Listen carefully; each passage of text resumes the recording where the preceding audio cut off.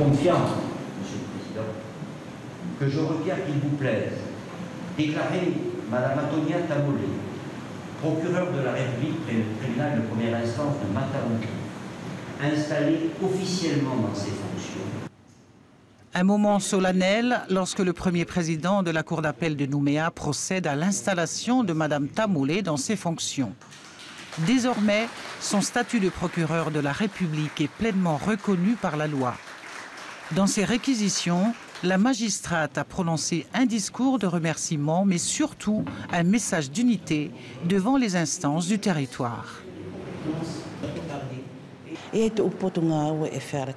Nous souhaitons, au niveau de l'institution judiciaire, mettre en place certaines choses, mais c'est difficile, en raison de la situation actuelle du territoire. J'ai donc tenu à demander directement à toutes les forces vives, sans exception, de m'aider dans l'exercice de mes fonctions, ainsi que celles du président du tribunal, afin d'atteindre nos objectifs et d'avancer.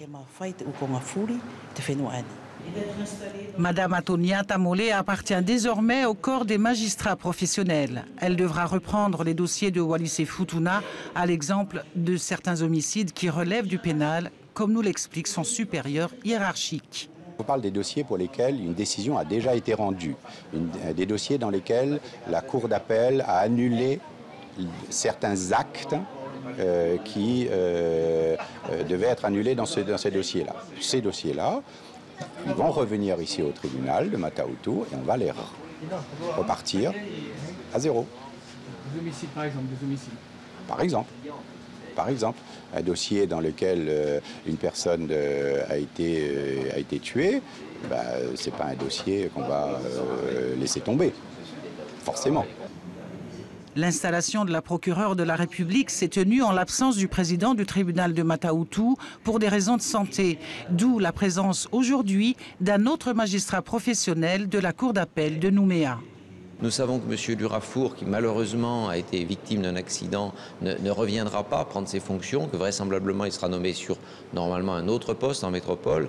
Et il me fallait venir sur place pour permettre au Conseil supérieur de la magistrature de choisir, dans l'intérêt de tous les Wallisiens, le candidat, le meilleur candidat, celui qui comprend le mieux les enjeux du territoire. Vraisemblablement en début d'année prochaine, le délai qui peut paraître un peu long est lié tout simplement à la fin du mandat actuel du Conseil supérieur. Ce seront de nouveaux membres qui vont changer entre décembre et janvier.